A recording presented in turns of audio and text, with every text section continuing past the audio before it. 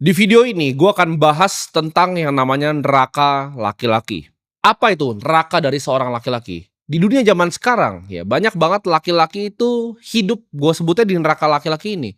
Di mana mereka nggak dihargai sama keluarga sendiri. Punya istri nggak dihargai sama istri. Punya pacar pun nggak dihargain sama pacarnya. Dianggap sebelah mata, ya dipandang sebelah mata, nggak dilihat sebagai manusia. Bahkan sama orang tua dari istrinya, laki-laki itu banyak yang diinjak-injak. Dan mereka tidak apa-apa untuk diinjak-injak. Ini yang gue sebut dengan neraka laki-laki. Diremehkan sama teman, nggak dianggap sama keluarga besar. Keluarga lu pun nggak dianggap sama keluarga besar. Ketika makan-makan misalnya tahun baru, ya keluarga lu itu yang disuruh cuci piring. Keluarga lu yang paling nggak dianggap karena mobilnya datang ke rumahnya paling jelek. Kenapa semua ini bisa terjadi? Simple, laki-lakinya itu nggak punya yang namanya kompetensi, ya nggak kompeten dalam semua yang dia kerjakan. Dan ini adalah neraka laki-laki yang gue bingungnya ya, banyak laki-laki nggak apa-apa gitu hidup sebagai pecundang seperti ini. Kalau kalian kilas balik ya di zaman Roma itu kalau kalian mikir peperangan, ada yang namanya siege warfare, di mana itu kalian harus masuk ke sebuah benteng.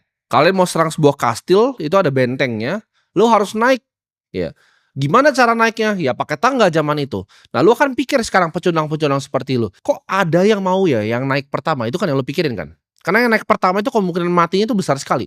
Nyatanya pasukan Roma itu rebutan justru untuk yang naik pertama. Kenapa? Karena kalau lu naik pertama dan lu berhasil untuk menaklukkan kastilnya, lu akan mendapatkan kebanggaan khusus. Disebutnya pada zaman itu Roman Triumph ya. Jadi lu akan dapat gitu loh. Lu dapat honor gitu, kebanggaan terhadap diri lu sendiri, dapat pride gitu. Laki-laki zaman sekarang nggak ada dia begitunya. Ya, kalau ketika perang suruh naikin tangga dia kabur duluan, dia nggak berani. Jadi yang kemungkinan kepalanya ditebas pertama. Kalian bayangin dalam beberapa ribu tahun ya, cepat sekali berubahnya dari laki-laki yang seperti itu ke laki-laki yang seperti sekarang. Lu kalau nggak bisa nyelesain ya masalah yang ada di hidup lu hari ini, lu nggak akan dikasih kesempatan itu untuk punya masalah besok. Dan kalian yang mungkin duduk di sini ngerasa gue nggak pengen ada masalah di hidup gue. Itu laki-laki pecundang. Gue kasih tahu kalian di sini ya. Untuk sebagian besar dari laki-laki, hidup itu isinya hanya masalah ya. Masalah, peperangan itu setiap hari. Dan masalah itu nggak akan pernah henti ya. Itu ibarat setiap hari ada tantangan baru di hidup, ada masalah baru, ada kesulitan baru. Itu harus lu telan sebagai bagian dari hidup. Hidup ya selama 80 tahun nanti mungkin kalian hidup, kalau dikasih 80 tahun sama yang di atas, itu adalah peperangan tanpa henti. Setiap hari itu adalah peperangan. Untuk orang-orang seperti gue, setiap hari itu seperti gue datang untuk berperang. Ketika bahkan lu mungkin bingung apa maksudnya gue peperangan. Di saat titik sudah sangat cukup ya, berkecukupan seperti gue, hal terbaik yang gue bisa lakukan sekarang adalah bersiap untuk perang. Nah kalian mungkin bingung, karena mama gue juga bingung. Dia bingung, kalau lu udah punya semua duitnya, kalau lu gak bisa santai-santai aja? Enggak. Justru ketika gue dapat duit yang sangat banyak, di situ gue takut karena dengan duit yang sangat banyak ada sangat banyak orang yang mau ngambil itu dari gue. Dunia ini hutan rimba, kompetisi, peperangan. Jadi setiap kali gue dapat banyak, gue tahu ini akan ada masalah yang datang dan gue persiapkan diri gue untuk masalah yang akan datang. Dan gue gak kaget ketika masalah itu datang. Matahari itu akan terbit dan matahari juga akan tenggelam. Suatu saat lu bisa senang-senang, besoknya lu bisa kena masalah yang luar biasa berat. Lu mungkin pikir sekarang, oh coba kalau gue hanya punya uang 10 miliar aja dikasih ke gue, masalah di hidup gue akan selesai. Enggak, masalah lu akan tambah berat. Tapi hidup ini akan kasih lu level masalah ya, di level lu. Jadi masalah yang lu dapetin ketika punya uang 100 juta itu berbeda. Ya kayak gue, masalah yang datang di hidup gue ketika gue cuma punya uang 100 juta itu gampang. Tapi bagi waktu itu 100 juta berat. 1 miliar masalahnya beda, 10 miliar beda masalahnya. 100 miliar beda masalahnya. 1 triliun itu levelnya naik terus masalahnya. Ya, tapi kita progres di hidup ya, gue anggap diri gue berperang dan gue nggak takut mati ibaratnya. Lu mau perangin gue, come and get me gitu. Laki-laki itu dikutuk untuk jadi prajurit hidup ya di hidup ini. Kita dikutuk dari awal untuk banting tulang, untuk cari duit, cari nafkah buat keluarga kita. Kita zaman dulu disuruh berburu ya, rela mati lawan binatang buas untuk menghidupi keluarga kecil kita. Kenapa pertanyaan orang lu bisa mandang sebelah mata dan lu di posisi lu sekarang seperti di neraka ini? Karena lu nggak kompeten dan lu nggak bisa nyari duit. Jangan bingung kenapa keluarga istri lu itu ketika lu datang ya ke mertua lu, mereka anggap lu sebelah mata. Kenapa lu datang pakai mobil yang paling jelek? Atau kalau datang pakai motor gitu. Ya gimana nggak dipandang sebelah mata? Istri lu mau beli tas kagak bisa, rumah lu masih nyicil, ya istri lu mau interior rumah lu nggak mampu. Dia mau makan apa lu nggak bisa kasih. Terus lu bingung kenapa dia selingkuhin lu, tinggalin lu ke cowok yang lebih kaya. Karena lu nggak kompeten bos, lu pecundang. Lu sebagai laki-laki hidup itu udah gagal, udah masuk di yang gue sebut namanya neraka laki-laki ini. Gimana cara lu keluar? Ya jadi orang kaya. Sederhana ya. Coba sekarang ya, lu ngerasa lu gak dihormatin sama istri lu, coba naik Ferrari. Ya, lu naik Ferrari ke rumah mertua lu. Apa nggak disiapin itu semua makanan di situ? Apakah dia nggak sapu dulu rumahnya sebelum lu dateng? Apa dia nggak begini tunduk sama lu? Tunduklah. Itu cara dunia bekerja. Nggak suka begitu. Nggak suka orang lebih mandang orang yang lebih kaya. Ya lu contoh lah, lu ke hotel aja. Lu naik Avanza sama naik Ferrari lebih dipedulin siapa? Dunia memang begitu. Lu Avanza lu disuruh parkir jauh-jauh karena mobilnya jelek nggak mau dilihat di depan hotel. Kalau Ferrari, gua naik McLaren, gua naik Senna, itu di hotel, ditaruh di depan lobi kalau bisa mobilnya.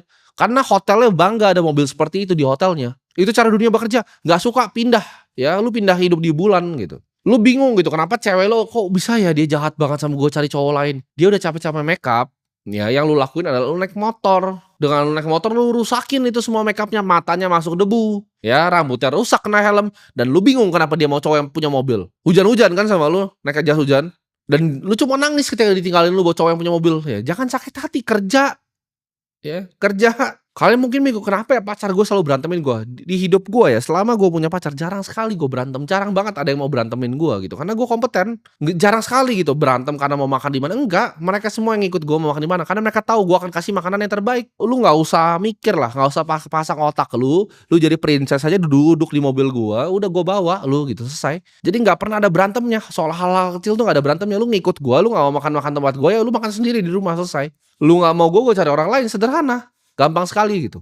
Bedanya apa? Lu ketika lu bawa cewek lu dengan motor lu ya kan, lu makan di mana ya? Kamu makan di mana sayang? Nggak tahu. Oh ya udah kita makan di McD ya. Akhirnya makan di McD lu.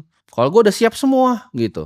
Chef omakase-nya tahu gua siapa, security di depannya tahu gua siapa, parkiran gua pun ada parkiran gua sendiri di situ. Ya. Kenapa? Money talks gitu. Lu akan masuk ke neraka laki-laki kalau cuma jadi pecundang di hidup lu. Ya orang tua lo aja mungkin nggak bangga sama lu cuma jongkok di depan rumah pakai wifi tetangga main game. Di sini gue bilang ya, lu stop cari pembenaran gitu. Stop cari validasi sana sini lewat konten TikTok cowok-cowok miskin gitu. Oh split bill lo begini. Terus gue liat komennya, oh ada yang lumrah lo di luar negeri. Nggak tahu ya Indonesia kenapa cewek standar TikTok. Memang sudah berubah zamannya. Lo kalau nggak mau cewek ekspektasi cowoknya kaya, lu jangan tinggal di planet bumi.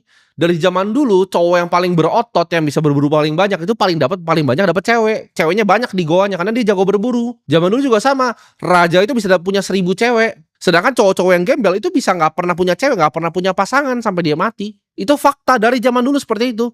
Ya, cowok-cowok cuma dicambuk itu jadi budak itu biasa nggak dapet cewek sampai dia mati karena dia sampah di masyarakat. Orang-orang di Roma yang nggak ikut militer itu biasanya nggak punya cewek sampai dia mati. Hidup kayak pecundang di samping di tanah begitu hidupnya. Cari-cari makan dari pinggiran kayak kucing. Jadi jangan lo expect gitu loh. Oh ini ada standar cewek mau kaya. Memang semua cewek mau cowok yang kaya. Udah telan gitu ya. Ada yang coba cari validasi. Oh tapi kan di luar negeri itu biasa lumrah itu split bill. Iya bule miskin. Sama kan di negara kita ada orang miskin.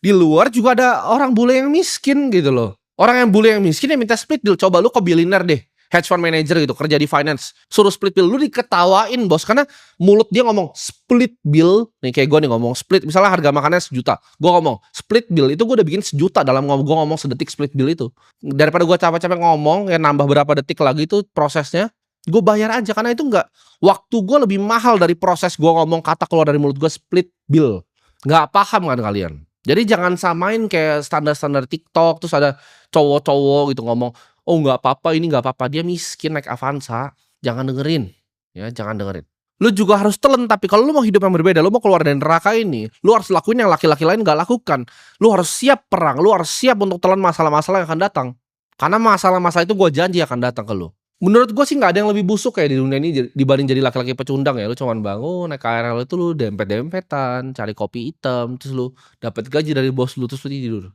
hidupnya kayak autopilot. Lu tau gak ini mirip sama apa? Sama binatang di kebun binatang. Lu jangan gue ngomong gini kayak gue jahat sama lu. Enggak, ini gue sayang sama lu makanya gue ngomong. Ya, gue sama-samain lu sama binatang kenapa? Karena gue sayang sama lu.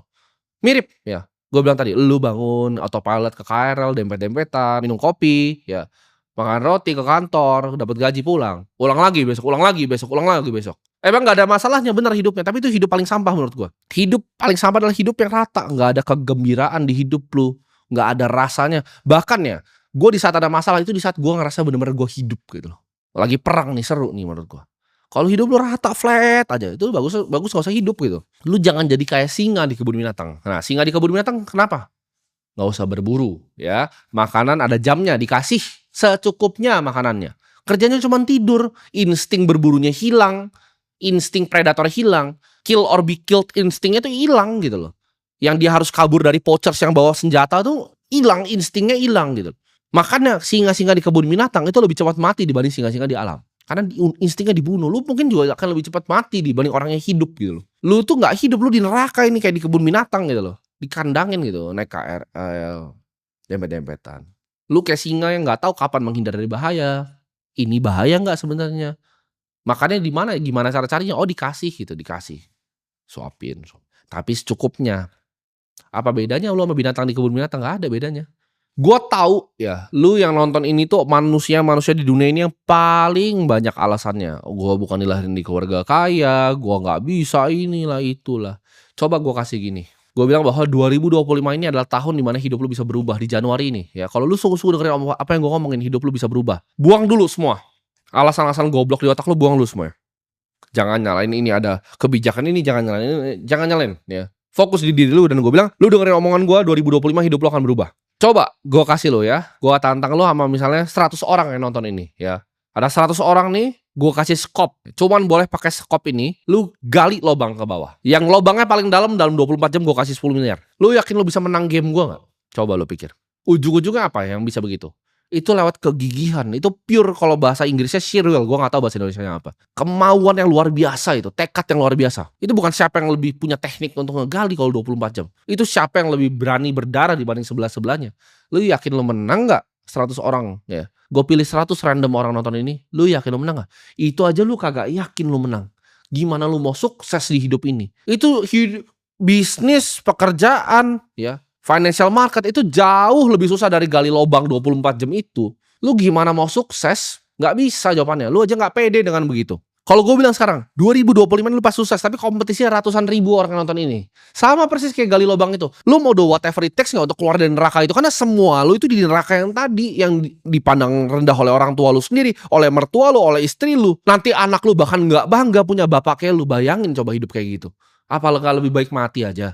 Gue yakin pecundang-pecundang sini lu bawa pacar lu ya ke pinggir gang, itu dia ditodong gitu kan. Lu bahkan gak berani berantem, lu gak berani korbanin nyawa lu untuk pacar lu sendiri. Ya gimana dia gak tinggalin lu? Itu cowok-cowok zaman sekarang. Ada begal nih, bawa parang, lu gak berani mati demi pacar lu. Lu lari. Itu pecundang. Lu baru sakit dikit aja gak mau kerja. Ibarat nih besok nih gue mau suruh lari maraton, lu bilang batuk pilek. Gak bisa begitu ya.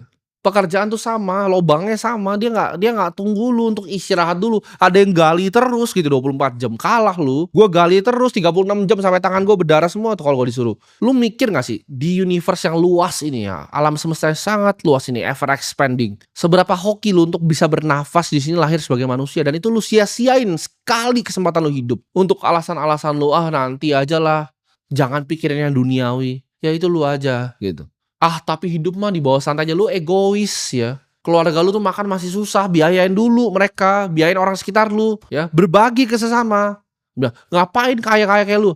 Karena dengan kaya kayak gue bisa bangun untuk sekolah anak berkebutuhan khusus. Gue bisa bangun sekolah di NTT. Ini gue mau bangun lagi bulan depan sekolah. Lu bisa gak begitu? Gue dalam hidup gue mau bangun ribuan sekolah. Karena gue percaya edukasi itu tuh bisa ngekemplang otak-otak bodoh kayak lu semua di sini. Kalau dengan edukasi yang benar, gue yakin negara ini berubah. Kalau gue dikasih kesempatan untuk berubah, gue rubah gitu loh. Kenapa gue masih bikin video kayak gini? Karena gue mau rubah pikiran lu. Jangan sampai itu mimpi buruk gue itu. Anaknya malu sama bapaknya sendiri. Pulang sekolah anaknya temennya mau main, dibilang jangan main di rumahku. Kenapa? Karena rumahnya jelek. Karena malu sama rumah yang dibeli sama bapaknya. Gue gak mau punya kehidupan seperti itu. Seberapa egois diri lu untuk anak lu. Gak bisa kasih yang terbaik untuk anak lu. Gak bisa kasih yang terbaik untuk istri lu. Gak bisa kasih yang terbaik untuk pacar lu. Gak bisa kasih yang terbaik untuk nyokap lu. Gak bisa umrohin orang tua lu. Lu egois kan kalau gak mau jadi kaya? Orang miskin tuh manusia paling egois. Makanya gue berharap banget ya robot-robot ini, humanoid robot dan AI ini akan berubah semuanya. Karena kalau gue dikasih kesempatan, bagusan gue eradikasi aja orang-orang kayak gini. Kayak di zaman Roma, dibuang aja gitu ke pinggir. Gak ada gunanya menurut gue untuk mereka bernafas. Ini gue kasih tahu lo ya, rahasianya sukses. Sukses itu kayak api. Lu di hutan belantara nih, kedinginan. Lu takut banyak binatang, lu harus nyalain api. Nyalain api sulit sekali nyalainnya. Mungkin lu yang bahkan gak pernah paham nyalain api itu sulit banget coba nyalain api gitu. Tapi ketika api itu udah ada baranya, dia udah nyala, kecil aja apinya, itu akan jadi besar gampang sekali. Tinggal lempar-lemparin kayu, apinya itu gampang sekali jadi besar. Kenapa gue kasar seperti ini? Kenapa gue kesannya pengen ngerendahin kalian? Karena gue cuma pengen pantik apinya itu untuk nyala. Ketika apinya itu nyala, gue yakin kalian semua yang nonton ini bisa sukses. Jadi gue ngomongin dari hati ke hati kalau kalian. Gue pengen pantik apinya buat nyala. Jadi jangan salah tangkap apa yang keluar dari mulut gue. Gue gak bermaksud jahat dan gue gak maksud jelekin kalian. Gue pengen pantik apinya untuk lu sadar lu hidup di neraka nih. Ayo kita keluar gitu. Fungsinya apa? Karena gue pengen kalian jadi penerus apa yang keluar dari mulut gue. Gue mungkin gak hidup selamanya, tapi kalian ini, video ini akan hidup selamanya. Ya, ini akan jadi legacy gue. Berapa ratus ribu orang yang nonton ini, yang setia nonton ini, hidupnya berubah semua dan jadi orang-orang hebat di negara ini. Dan bantu gue mungkin dalam misi gue untuk menyebarkan edukasi. Karena gue lebih baik ya punya 100 ribu followers yang sangat kaya dibanding punya 50 juta followers orang miskin. Kayak artis-artis gitu, gak ada gunanya, sampah gitu. 100 ribu deh follow gue. Tapi kalian semua punya uang gitu, kalian semua punya influence, kalian semua punya power di negara ini. Itu kita bisa do something gitu, kita bisa rubah sedikit gitu loh. Cuman itu yang gue pengen. Jadi kalau kalian tanya apa agenda gue, itu agenda gue. Gue pengen kalian semua sukses, karena gue pengen 100 ribu orang yang ngikutin gue tuh jadi pendekar, jadi prajurit. Gue mendingan 300 prajurit yang ngikutin gue dibanding 1 juta orang sampah yang pecundang. Jadi gue gak mau ada pecundang sini. Lu gak senang dengan apa yang gue ngomong, lu blok channel gue. Gue gak butuh ada lu ya. Gue gak butuh duit dari sini. Gue gak pernah ada endorse dari sini. Gue bukan influencer. Gue udah pengusaha yang sangat sukses. Outlet gue 52 ya, klub paling besar di Asia, beach club paling besar di dunia. Gue gak butuh uang lu di sini. Jadi gue pengen kalian adalah telan. Gue pengen pantik api di kalian buat kalian bisa jadi sukses.